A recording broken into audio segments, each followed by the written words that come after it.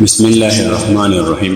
एक बार आन हज़रत सल्लल्लाहु अलैहि वसल्लम लोगों में बैठे हुए उनसे बातें कर रहे थे।